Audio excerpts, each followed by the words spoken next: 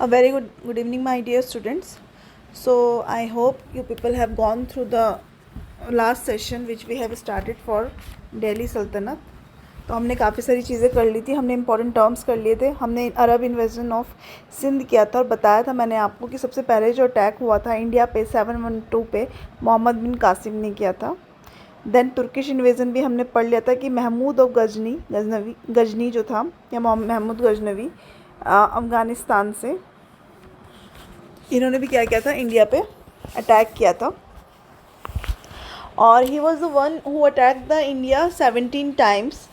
And उन्होंने जो attack किया इंडिया पे सोमनाथ टेम्पल पे जो अटैक किया वो इम्पॉर्टेंट डेट है, वो कब किया, 1025 AD में. और वो कितने टन्स गोल्ड लेके चले गए थे, 6.5. और उसके मैंने आपको लास्ट बताया था कि महमूद गजनी के अटैक से हमें इंडियन जो रूलर्स है उनकी वीकनेस के बारे में पता चला था. नाउ अब हम पढ़ेंगे मोहम्मद गौरी के बारे में. ठीक है, तो थर्ड, पहले Mohammad bin Qasim, then Mahmud Ghazni and then third Mohammad Gauri.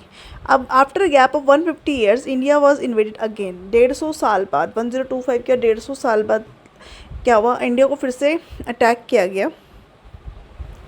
और the ruler of a small kingdom of Ghor in Afghanistan captured Ghazni in 1173 AD and turned his attention to India. इसने क्या करा, 1173 में अटैक करा गजनी पे और अपना ध्यान कहाँ केंद्रित करा, भारत पे केंद्रित किया. He was very ambitious and wanted to establish a big empire. ये बहुत ही एम्बिशियस था और इसका जो मकसद था सिर्फ प्लंडरिंग नहीं था, सिर्फ लूटपाट नहीं था, बल्कि उसको अपना साम्राज्य भी स्थापित करना था भारत में. ठीक है, his primary aim was not plunder but the conquest of India. इसका प्राइमरी जो एम था वो सिर्फ कॉन्कर नहीं था बट कॉन्केस्ट करना था, उसको जीतना था, अपने सत्ता को इस्टेब्लिश करना था. In his first invasion in 1190 AD, पहले इन्वेजन जो पहला आक्रमण उसने किया मोहम्मद गौरी ने, उसने ऑक्यूपाई किया पेशावर को, लाहौर को, सियालकोट को. The small kingdoms of India had not learn any lesson after Mahmud Ghaznavi's raid. ठीक है, तो जो छोटे छोटे जो किंगडम थे भारत के, उन्होंने कोई भी, जैसे आक्रमण हो रहा था मोहम्मद बिन कासिम के बाद, महमूद गजनवी 17 टाइम अटैक कर चुका था, इतनी लूटपाट कर चुका था, बट यहाँ के रूलर्स को खास कोई फ़र्क पड़ा नहीं और इन्होंने कोई लेसन नहीं लिया उससे. गौरी ने क्या किया, गजनवी रूलर ऑफ पंजाब, गजनवी के रूलर थे पंजाब को, उसको आसानी से हरा दिया. बट ये कहाँ हारा, but was defeated by the ruler of Gujarat. ठीक है, गुजरात के रूलर से हारा. Ghori then turn to the Gangetic plain. फिर वो गुजरात से होते हुए फिर सेंट्रल इंडिया पे जो गंगेटिक प्लान है उसने अपना रुख वहाँ की ओर किया. However he was defeated. अब आपको पता है फेमस बैटल ऑफ तराइन, जो बहुत ही इंपॉर्टेंट क्वेश्चन बार बार आपसे पूछा जाता है. आपको पता होना चाहिए कि बैटल ऑफ तराइन किसके बीच में लड़ा गया, मोहम्मद गौरी एंड पृथ्वीराज चौहान के बीच में लड़ा गया. और 2 बार ये बैटल हुआ. पहली बैटल में मोहम्मद गौरी हारा और दूसरी बैटल में मोहम्मद गौरी ने उसको हरा दिया. 1191 में वो हारा, फिर उसने फिर से अपने आप को स्ट्रेंथन बैक किया and again next year he fought back and in this war Prithviraj Chauhan was killed. Gauri then turned to the Gangetic plain. However, he was defeated in 1191 AD in the first battle of Tarain by Prithviraj Chauhan. पहले battle में वो हारा. पृथ्वीराज चौहान कौन था, the ruler of Delhi and Ajmer. Ghori himself was badly wounded. इसमें बहुत ज़्यादा वो उसको चोट लगी थी. But he made full preparation for avenging the defeat and met Prithviraj again at Tarain the next year. उसने पूरी प्रिपरेशन करी और अपना बदला उसने नेक्स्ट ईयर ले लिया. This time although Prithviraj received some help from other rulers of the north, he was defeated and killed. इस टाइम थोड़ा बहुत उसको हेल्प मिली थी पृथ्वीराज चौहान को, बट तभी वो मारा गया. The second battle of Tarain, जो सेकेंड बैटल ऑफ तराइन है 1192 and the victory of Mohammad Ghori on the Indian soil prove to be a turning point in the history of India. तो अगर आप बोल सकते हैं कि कैसे यहाँ पे इस्टेब्लिशमेंट हुआ, कैसे जो ये तुर्क इन्वेजन के बाद यहाँ पे जो मुस्लिम एम्पायर है जो कैसे इस्टेब्लिश हुआ, उसके लिए सबसे बड़ा मील का पत्थर बोलेंगे, टर्निंग पॉइंट बोलेंगे, या stepping stone which was change the whole scenario. तो वो क्या है कि विजय मोहम्मद गौरी जो जीत गया पृथ्वीराज चौहान से भारत की धरती पे. It was a decisive contest which ensured the ultimate success of Ghori against Hindustan. ठीक है, निर्णायक डिसीजन था, ये निर्णायक पॉइंट था. It also pave the way of the defeat of Jaichand of Kannauj in the battle of Chandawar in 1194 AD। इसी ने क्या करा, एक भूमिका बांधी कि जिसके आगे चल के क्या हुआ, बैटल ऑफ चंदावर में जयचंद को भी 1194 में पृथ्वीराज चौहान ने हरा दिया। ठीक है, चंद एंड चंदावर, तो आप इस तरह से याद रखें, 1194 चंद एंड चंदावर सेम नेम है, तो बैटल ऑफ चंदावर कब हुआ, 1194 में। ठीक है, after finally annexing Kannauj in 1119 AD, Ghori return to Afghanistan. Final जो उसने जो कन्नौज को हराया, अनेक्स करा, जीता, उसके बाद उसने रुख लिया किसकी तरफ, अफगानिस्तान की तरफ, वो वापस लौट गया कन्नौज को हराने के बाद 1198 AD में।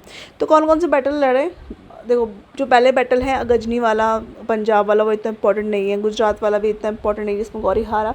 जो सबसे इम्पॉर्टेंट बैटल है वो है बैटल ऑफ तराइन जो 1191 में हुआ, जिसमें कि मोहम्मद गौरी हार गया। 1192 में फिर से वो वापस लड़ा और क्या हो गया, विजयी हुआ।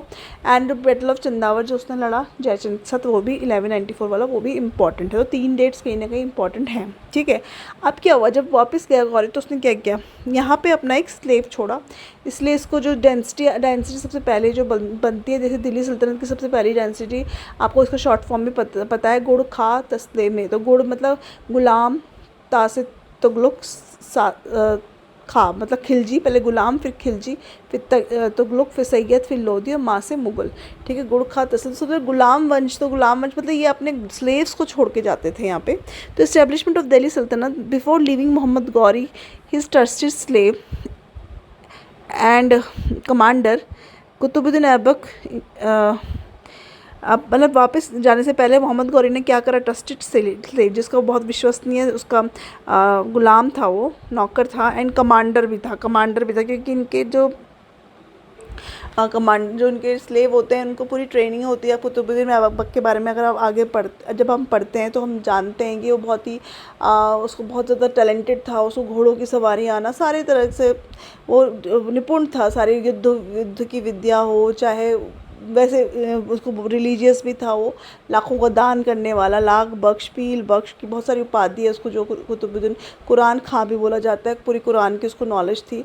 तो ये बहुत टैलेंटेड होते हैं, though they were slave but he was very talented. And उसने क्या करा, उसको अपॉइंट करा गौरी ने, जब वो अफ़गानिस्तान की तरफ वो वापस गया 1198 में। तो ठीक है, अब हम कुतुबुद्दीन ऐबक के बारे में पढ़ते हैं।